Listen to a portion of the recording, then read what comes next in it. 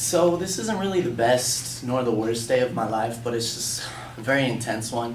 When I was in second grade, my dad and older brother started paintballing, which seemed cool, but the first time I went, I realized I hated it. I was in second grade. They gave me this like big old gun, like when I carried it, it was like this, because it was like this big, and like I had a big old vest and helmet, and I was like terrified, totally terrified to go out on the field with like adults shooting at me.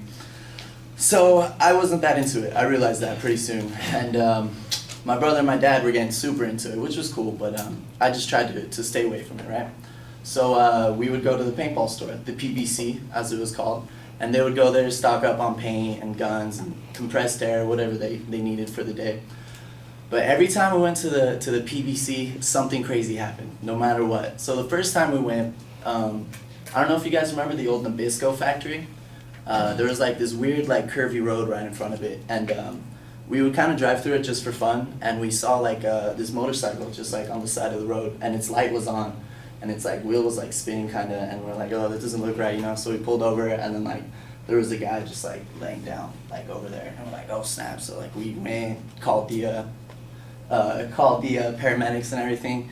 They came, fixed him up. That was the whole story. But the real crazy trip was the second time. Second time we went to the PBC, we were going down Malvern, coming up to Beach. So we're at the intersection of Beach and Malvern. I realized like no cars are going through any which way. I'm like, okay. And then I could see from the distance there's like an old lady like carrying something, like kind of walking slow. I was like, all right. But we got closer, I realized that old lady was like in the middle of the intersection, and it wasn't like an old lady at all. I just thought it was a lady because she was wearing a gown, a white gown. And as I got closer, I realized it's a dude, like a really big dude, like this dude, big Samoan guy like that. And it's not a dress, it's a hospital gown. I don't know, he was in a hospital gown, so that's all I knew at the time. I was in the front seat, and my dad was right there, and my dad talks to a lot of people talk to him, so he's talking to this lady in a van next to us, and she's like, yeah, like we work with like a mental hospital, and like we're transporting patients, and this guy just opened the door and rolled out the car.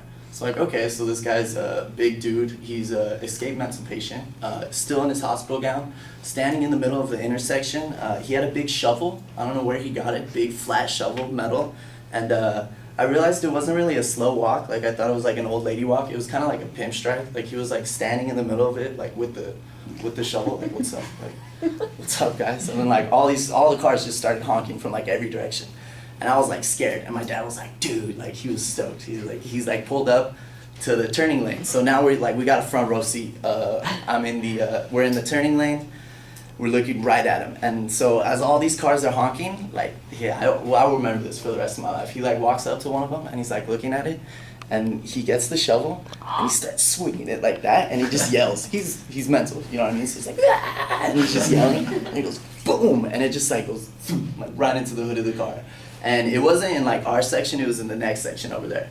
And I like, okay, I'm just bawling at this point, in second grade, front seat. I was like, why did I call shotgun today? Why can't I be in the back?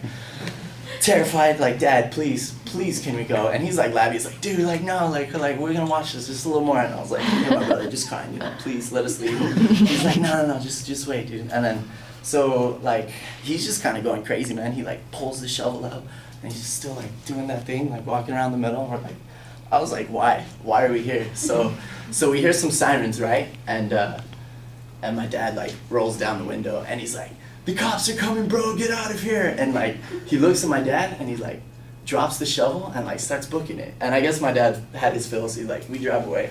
And I was like, whew, like I started to breathe a little bit, like tensing up, like, God, that was crazy. And then we look in the back, and like the dude's like running towards us, right? Like, I don't know, because my dad talked to him, he thought they were friends or whatever, so like he's all like running towards it, and my dad like pulls over because there's like cops coming this way.